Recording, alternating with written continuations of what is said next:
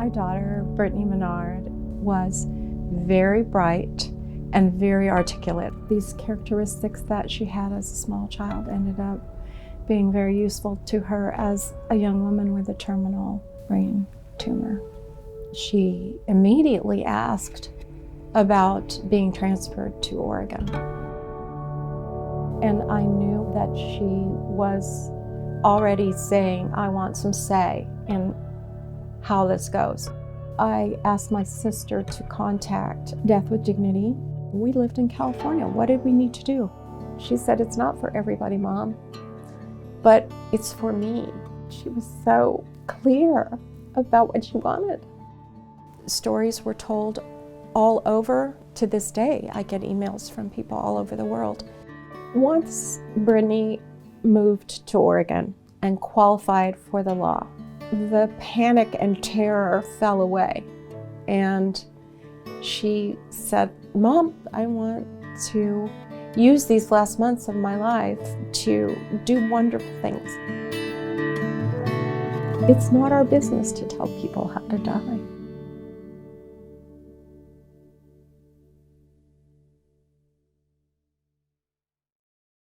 Brittany brought new energy into the movement. She was well-spoken, very well regarded, very effective. She galvanized public sentiment. In the years leading up to Brittany's circumstance, there wasn't quite that enthusiasm. 1989 was the first time he introduced the Death with Dignity bill. He was a senior member of the state Senate and he didn't even get a hearing. And then he introduced it again in 1991. Frank felt very strongly that this was a personal right. He came back again in '93, and he was terminally ill at that time, though people didn't know it for a long time, and he introduced the bill again. They gave him a hearing. It was the first time a number of people who supported the law looked into the eyes of other supporters and said, we can do this. So the public face of the Oregon Death with Dignity Act began in 1993. And at that time, the Death with Dignity issue was a very hot button issue, very polarizing. We were trying to establish the first victory in Oregon. We didn't have any successful campaigns to model ourselves after. We won by a narrow margin, but we won. I had experience as an emergency room physician, seeing instances where our modern medical system could definitely prolong life in wonderful and miraculous ways, but also where it really serves to prolong death in a way. And I do believe that there's this point at which modern medicine is not going to change the outcome, at which point it becomes really an issue of compassion and decisions that should rightly be in the lap of individuals. So the Republicans, many of whom are my friends and colleagues, had tight control over the legislature. So when this bill passed, I expected them to develop implementing legislation to make it work right and make it work well. Instead, they simply said, well, you know, we're going to repeal it. To me, that's not how the process worked. The legislature decided it would look at the details of what was in the law, and then they sent it back to the ballot.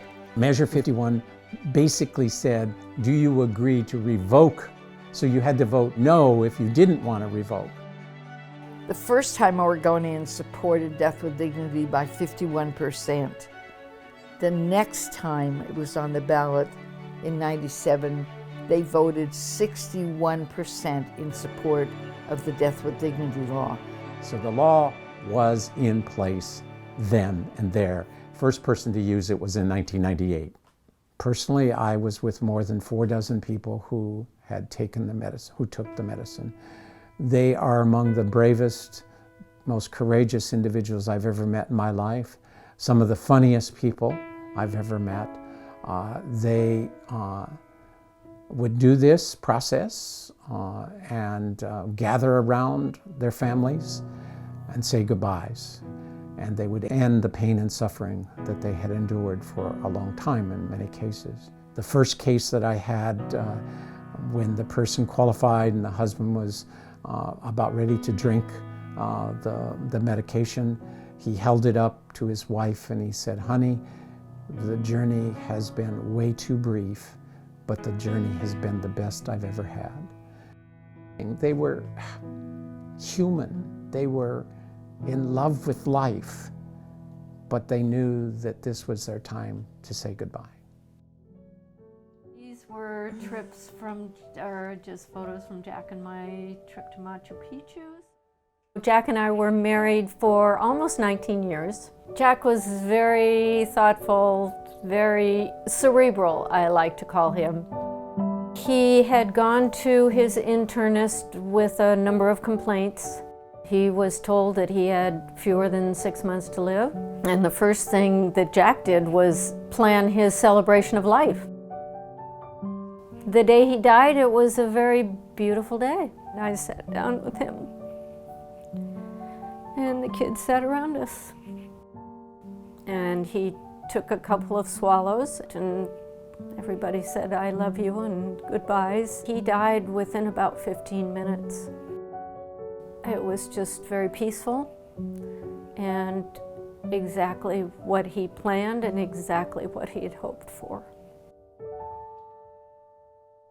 Mom and I had talked about his death the day that he died, and I just said, this is remarkable, and I think we need to share it.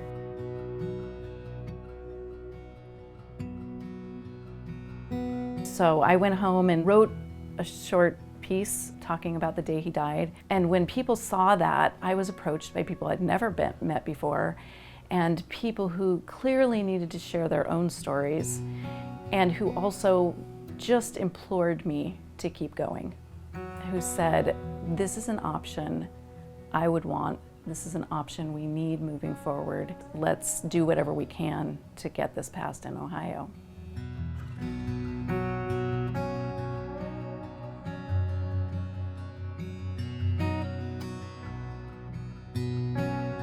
I found Death with Dignity National Center, and when I reached out to them, they just consistently answered my questions and helped me move forward.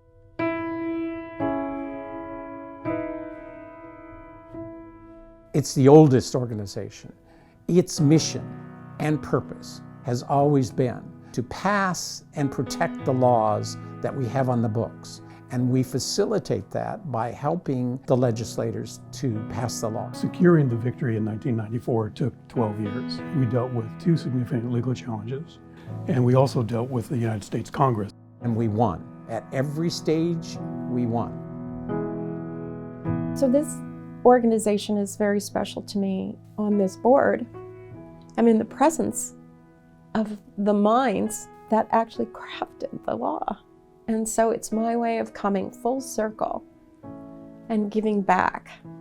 The Death with Dignity movement's time has come. We can see the exponential growth. I see the role of Death with Dignity National Center being the organization to lead the way in these other states that we're moving into. Voters in every state, everywhere, support this by a majority, and it's been that way for decades. So the last 25 years have been an experience of some setbacks, ultimately successes. Changing public policy can be very slow. That's what it takes, a long, sustained effort, and that's what we expect to produce.